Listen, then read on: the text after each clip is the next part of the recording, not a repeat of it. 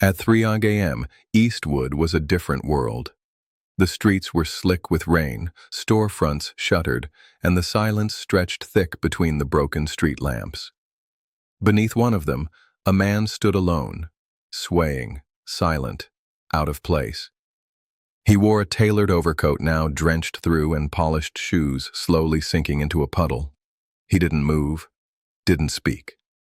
Then, without warning, he collapsed. Forward. Hard. His body hit the asphalt with a dull thud. Across the street, two figures stirred in the shadows, hooded, watchful. One nodded toward the fallen man, then began crossing slowly.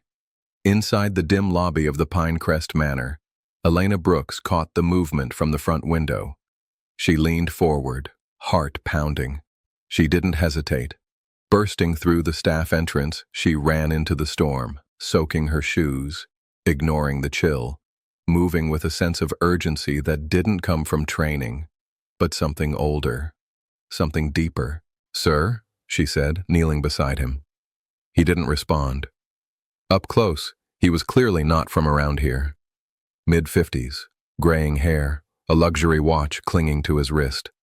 A sleek leather wallet lay nearby. One of the cards had slipped out, gold-foiled lettering. Julian Maddox. Yes, that Julian Maddox. She glanced up. The two men were 10 steps away and closing in fast. Elena made a decision. She hooked her arms under his and pulled. The man groaned, semi-conscious, but didn't resist. Together, she half-dragged, half-guided him toward the side entrance of the hotel. Just as the figures reached the curb, the door slammed behind them. Inside, fluorescent lights flickered overhead. The scent of bleach and damp tile filled the air as Elena eased Julian onto a bench outside the laundry room. His head rolled to one side. His breath reeked of whiskey. Zeke Moreno, the front desk clerk, appeared moments later. Oh my God, he whispered. Elena nodded. "Call a cab. Now." She didn't trust an Uber, not with a man like this unconscious and unguarded. When the cab arrived, she handed the driver $50 from her own pocket. "Just take him home. Don't charge him. Don't talk." Julian Maddox mumbled something as she buckled him in.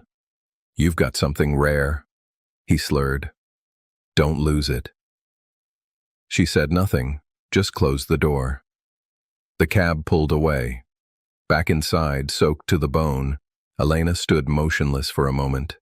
A clock on the wall ticked past 3:17 a.m. Just another night shift at Pinecrest Manor, or maybe the start of something else entirely. A week slipped by without incident.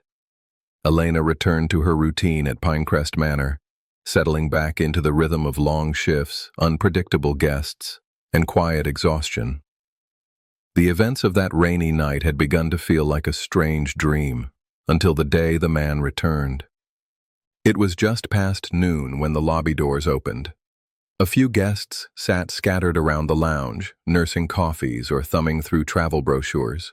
Elena was restocking clean glasses behind the bar when she noticed the shift in the room's energy. She looked up and saw him, the man from the street, the one she had dragged out of the rain and into a cab. But now he was transformed. Julian Maddox wore a sharply cut navy suit.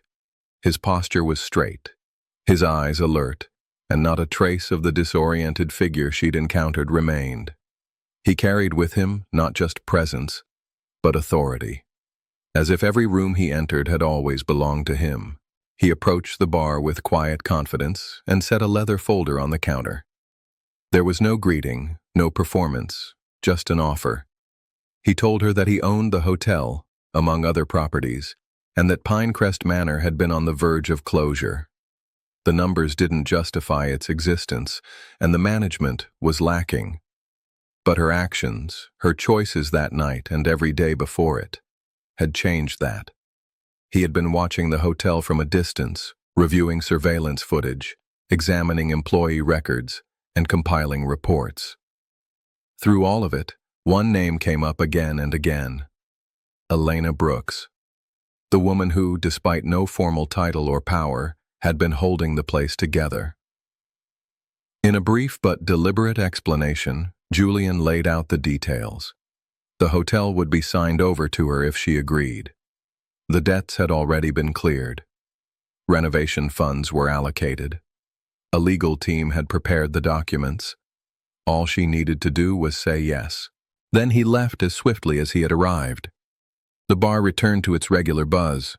A few guests glanced at Elena, curious but unsure whether to say anything. She stood still, one hand resting on the folder, unsure whether to be stunned or suspicious. Later that night, in her apartment above the laundromat, Elena sat alone with the folder still unopened.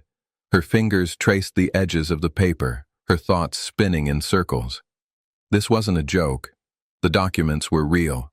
Every signature, every line item had the weight of legitimacy. It wasn't a vague promise. It was done. All that remained was her decision. She thought of the night she pulled Julian off the street, how instinct had driven her before reason had a chance to catch up.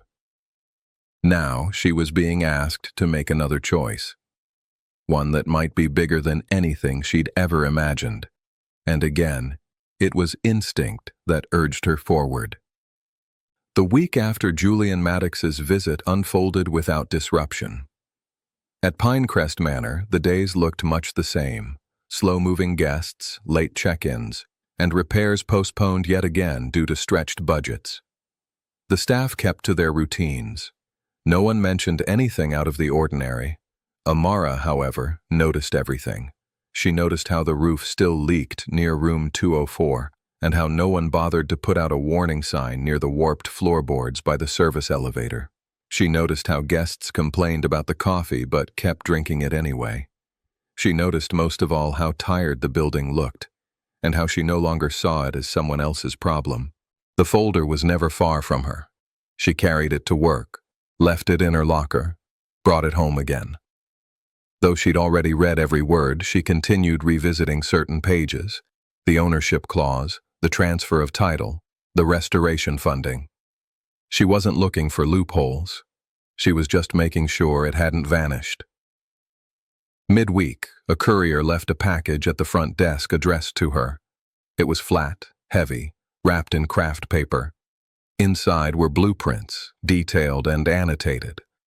Notes suggested reconfiguring the guest suites for modern layouts, updating the kitchen with commercial-grade ventilation, restoring the original molding in the lobby. Every note had a tone of quiet respect, as if acknowledging the space deserved better. No letter accompanied the plans this time, just a post-it stuck to the last page. One line, handwritten: "You're the one who saw value here before anyone else." She didn't show the plans to anyone. Instead, on her breaks, Amara started walking the property like someone with purpose.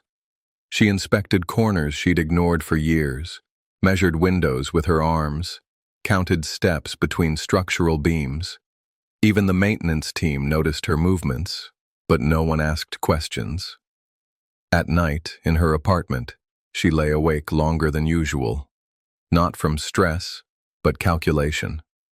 What would it take to replace the carpet? Could she keep the current staff? How would she advertise once renovations began? The questions came not with panic, but with strange calm. She had always solved problems in real time. This time she was being asked to think ahead, to make a plan, to choose the future. 3 days later, she called the attorney listed on the final page of the contract. She didn't schedule a meeting. She didn't ask for clarification.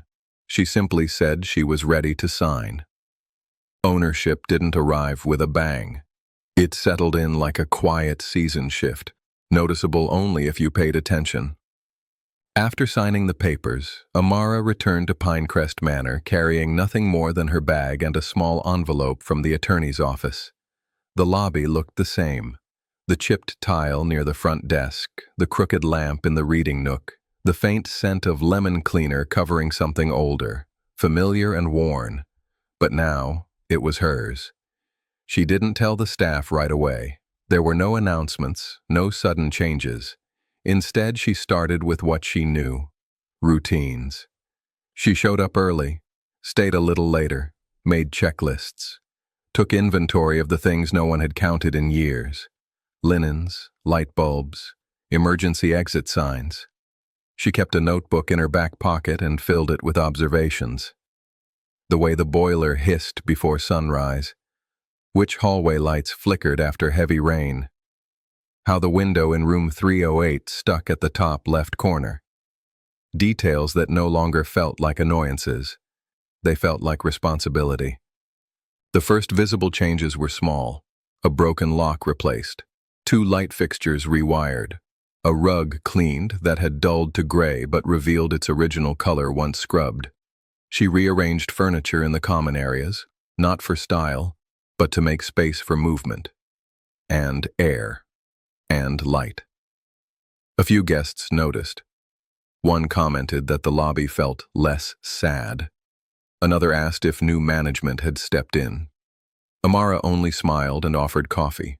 She hired a handyman on a trial basis, a local named Walter who knew the building from years back. He arrived with tools in a canvas bag and worked quietly, fixing hinges and resealing old windows. "It's got good bones," he said once, running a hand along a doorframe. She agreed. Her approach wasn't about overhauls. It was about attention. She replaced the front desk chair with one that didn't squeak, switched out fluorescent bulbs for warm ones, replaced a warped shelf in the housekeeping closet. Details no one ever listed in guest reviews, but that shaped every interaction. The staff began to respond in kind, not dramatically, but steadily. There were fewer late arrivals, more conversations during break, a bit more laughter behind closed doors. No one said it aloud, but something had softened. By Friday evening, the place didn't look new, but it looked alive. And for the first time in a long while, Amara didn't feel like someone passing through a job. She felt rooted, not in ownership as a title, but in the slow, deliberate work of making something hers. One hinge, one hallway, one gesture at a time. There was no grand reopening, no press release or ribbon to cut. Just the quiet shuffle of workers through the side entrance each morning and the low hum of tools echoing down old hallways. The sounds of renovation became a new kind of background noise, steady, intentional, and strangely comforting. Amara didn't direct from a distance. She stayed close to the work. Some mornings, she carried in rolls of painter's tape and bottled water. Other times, she stood beside the electricians, asking about outdated fuse boxes and overheated wires. They answered plainly, surprised by her presence but not dismissive. She asked the kinds of questions that made them take the project seriously. The staff followed her lead. No one said it aloud, but the energy had shifted. Things that had been left broken for years were now noted, discussed, prioritized. Marty had found an old metal signage rack in the basement and began repainting it after hours. Theo reprogrammed the front desk system to finally match room numbers with working locks. Alma brought in a small stereo and played soft music while restocking linens, something she hadn't done in years. It wasn't about transformation. It was about momentum. The most noticeable progress was in the hallways. Once dim and narrow, they now breathed a little easier. Fresh paint, repaired fixtures, glass polished until it caught even the weakest sunlight. A guest commented that the place smelled new. Amara smiled at that, not because of pride, but because it meant the building was no longer being ignored. She often walked the corridors late in the day after the crews had packed up. These were her quiet hours. No clipboard, no checklist, just observation. The building spoke differently now, not with groans or creaks, but with stillness, a kind of readiness. One evening, as she stood near the east stairwell, she noticed a child's drawing pinned to the bulletin board by the vending machine. A smiling figure holding a key, scribbled in bright crayon. She didn't know who had left it, maybe a guest's kid, maybe Theo being playful. But it stayed there, a small, bright reminder that people noticed the difference. This was what she'd hoped for, without knowing it. A building not defined by its flaws, but by its function. A place that worked, that welcomed. And though there was still much to be done, for the first time in a long while, Pinecrest Manor felt like it belonged to someone who would never let it fall asleep again. The bookings came in slowly at first, 1 or 2 extra rooms per week, a last-minute stay from a couple on a road trip, a retired professor visiting former students. They didn't ask about amenities. They didn't expect anything grand. They just seemed to want quiet, and Pinecrest offered that in steady supply. Amara kept things simple, no bold marketing, no rebranding campaigns. She updated the website with current photos, added a short paragraph about recent improvements. Nothing flashy, just accurate. She didn't overpromise. She simply let the work speak for itself. Guests responded.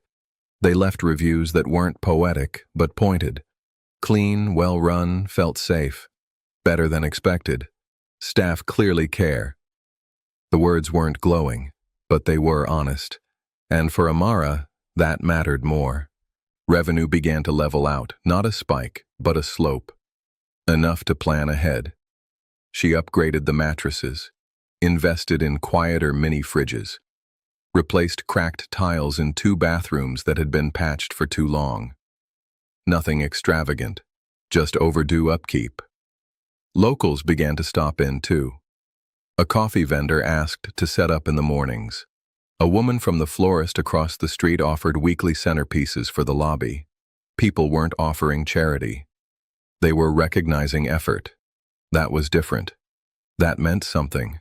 Staff fell into rhythm. Theo handled scheduling without reminders. Marty started pre-packing supply carts. Alma printed new room guides and laminated them herself. No one made a speech about teamwork, but the place ran smoother, fewer forgotten tasks, more shared glances that said, "This matters now." The building responded in kind. Pinecrest no longer felt dormant. It didn't feel brand new either, just present. Guests lingered longer in the mornings, sat by the front windows with tea, not because they were waiting, but because it felt okay to stay. On a Wednesday afternoon, Amara passed the guest logbook and noticed a drawing, a small sketch of the front lobby, done in pencil. No name, no message. Just a quiet rendering of the space as it was. No filter, no improvements added. Just the truth of the place. She closed the book gently. This wasn't about ambition. It wasn't about proving anyone wrong. It was about building something steady, and day by day, it was working. There was no single moment where Amara realized the hotel had made it. No headline, no dramatic full booking, just little things. Like the way the front desk didn't creak anymore when Theo leaned across it to hand out keys. The fresh smell of clean laundry that greeted you at the second-floor landing. The new planter by the entrance that Alma watered before every shift. And the thank you cards, quietly accumulating in a wooden bowl near the coffee station. These weren't signals of success in the usual sense, but they meant something deeper. The work had held. Amara moved through her days with steadier breath. She didn't rush. She checked invoices without tension. She sat longer at the back table during breaks, sometimes sipping tea while listening to Marty retell the same story about a guest who left behind a suitcase full of books. She wasn't chasing growth anymore. She was maintaining peace. And that peace attracted people. There were guests who came alone and left rested. Couples who returned not because it was fancy, but because it was familiar. People who never left reviews, but quietly refilled the sugar jar or folded their towels before checkout. Their presence was its own kind of praise. One rainy evening, a mother and daughter arrived late. No booking, just a request. A quiet place for the night. Amara gave them room 204. The next morning, the girl left a drawing of the hotel lobby. Simple lines, a sun in the window, a couch, and 2 stick figures holding mugs. Underneath, safe. Amara kept it, not because it was beautiful, but because it said everything. If this story spoke to you, share it. Let someone know they're not behind, that they're not alone for starting late or starting over, that there's strength in rebuilding even when no one sees the work. This is a fictional story. Every name, place, and event is imagined. But the emotions are real. We believe in dignity for all, across race, gender, sexuality, class, age, and ability. We are against discrimination in all its forms. Every person deserves safety, respect, and the freedom to begin again, without shame. This story is about second chances, and they belong to everyone.